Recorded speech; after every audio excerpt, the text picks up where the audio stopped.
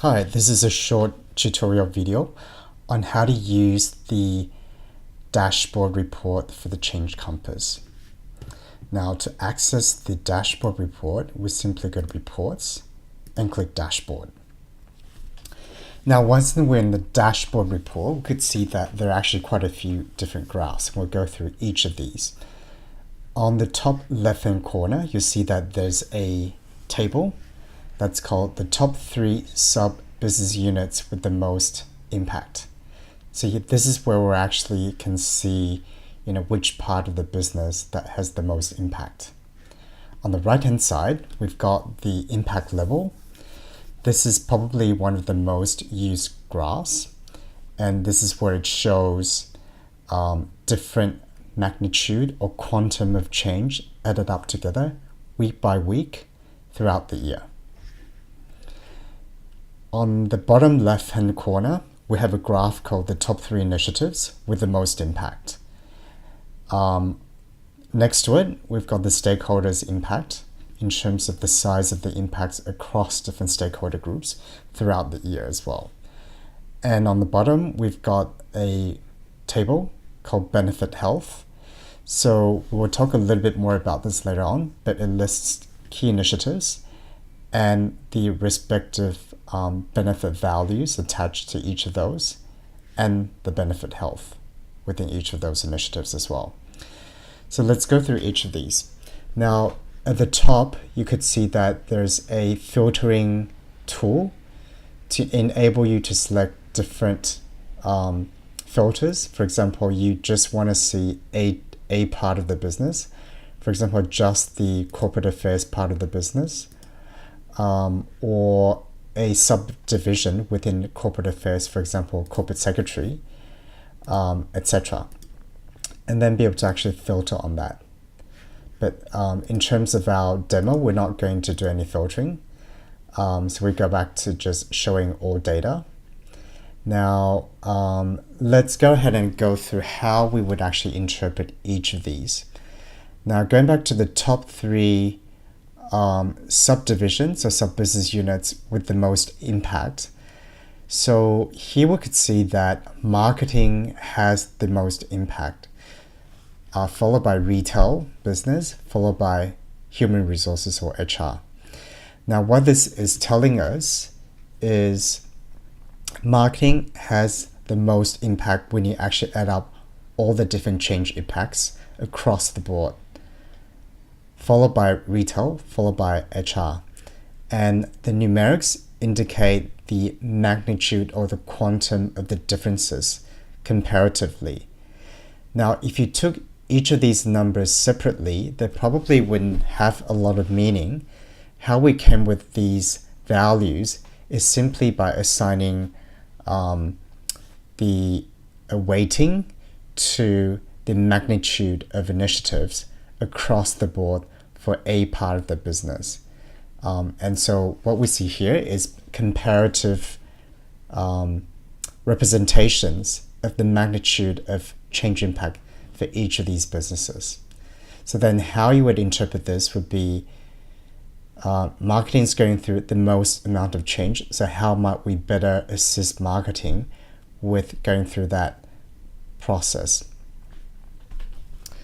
Let's move on to the next graph, which is the impact level. So this is a high-level summary of change impacts across initiatives for regular business reporting. So here you could see that the data is actually by week.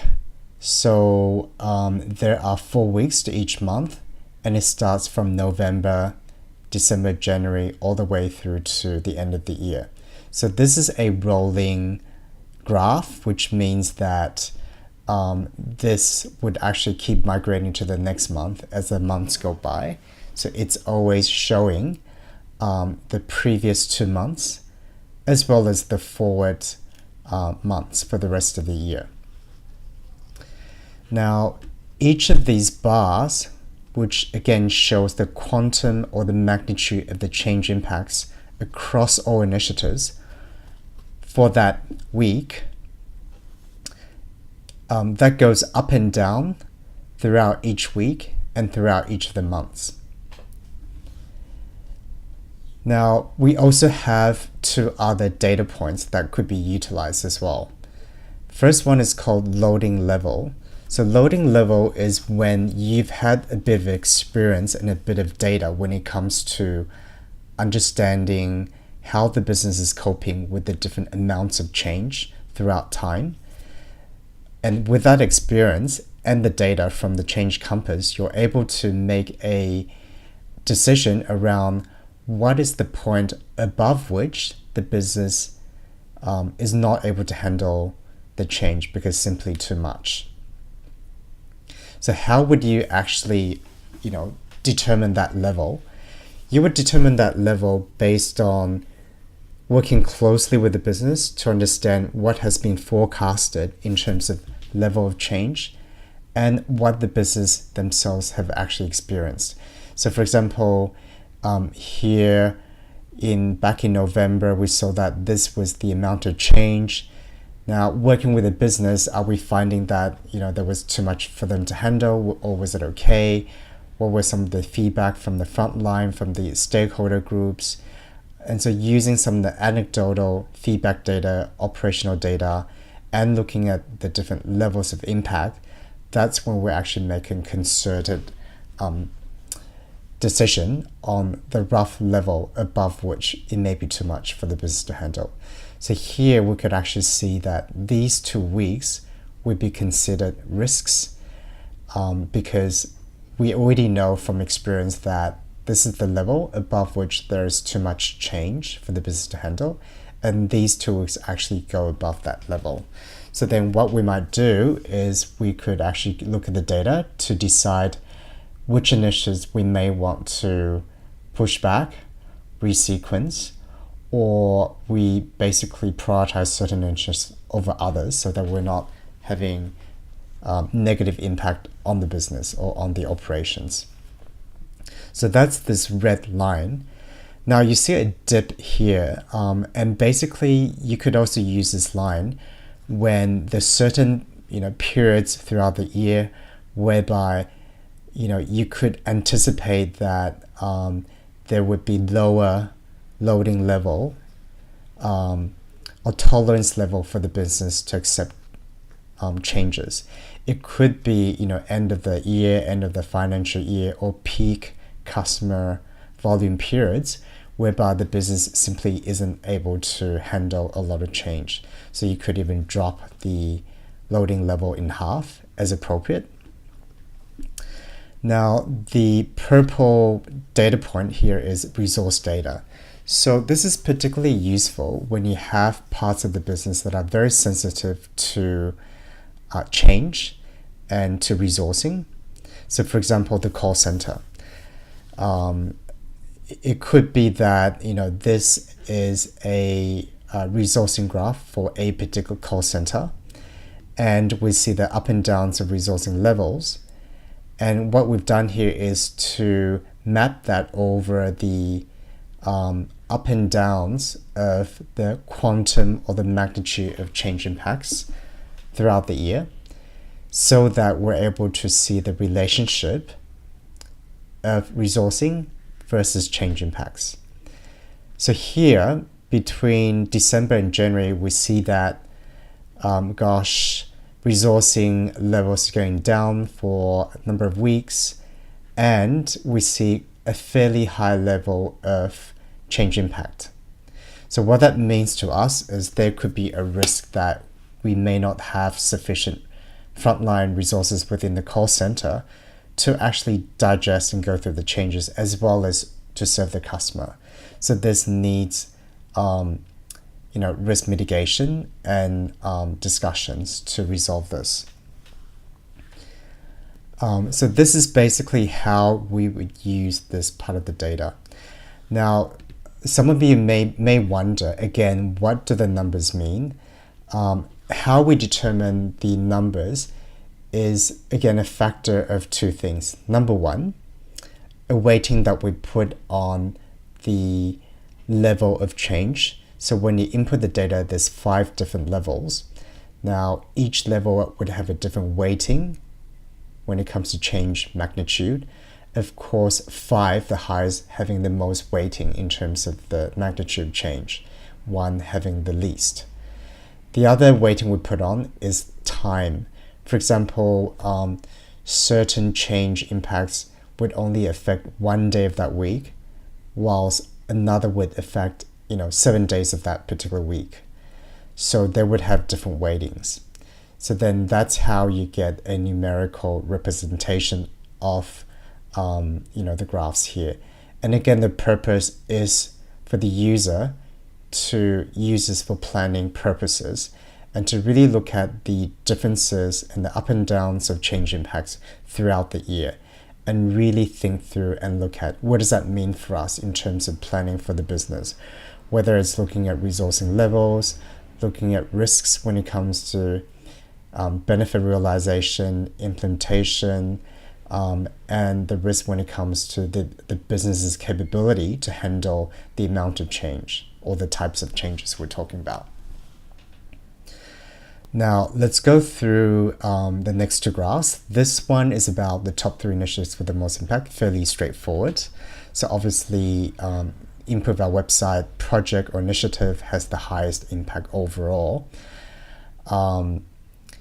This graph concerning stakeholder impact, again, it's fairly intuitive as well. So we could see that the front line, for example, has these impacts across different initiatives throughout the year. And also we see other stakeholder groups such as third parties. And so this gives you that visual representation of different stakeholder groups and their respective impacts. Now the last graph is around benefit health. So remember when you first input a particular initiative, it actually asks you to input details around benefits in terms of what types of benefits, what's the value. So that's actually used in the dashboard report under benefit health. So the health basically refers to the whether you're on track to meet the benefit overall from a change activity perspective. So for example, in this initiative, it's quite a lot of benefit. It's 7 million, which is the highest. And so this will be shown first. And in this graph, it would show you the top 7 initiatives and the respective benefit health. So now for this particular initiative, benefit health is red. It could be because we've not actually executed on time when it comes to certain change activities, whether it's training or whether it's actually getting stakeholders ready or other related change activities. So if we're actually late on those activities, you could actually rate this benefit health as red. Now, where would you actually rate that? You would rate that in this section. So this is when you actually enter red, amber, or green in terms of the red light rating for health. So this is not designed to be a benefit measurement or capturing tool, but it's designed to be a very high-level glance in terms of what are the different benefit sizes we're talking about, and from a change perspective, are we healthy when it comes to executing on track to meet our benefit in terms of the change activities. So that's pretty much it in terms of just understanding how we use the dashboard. Now the dashboard is very popular with operations managers, senior managers, and PMO when they don't want to know a huge amount of details around each initiatives. They just want a high-level view of, what does the data look like overall when it comes to change impacts, and what are the key things to note. So if you would like to download the report, you simply click this download button and then just cut the respective sections that you would like to present to your business stakeholders.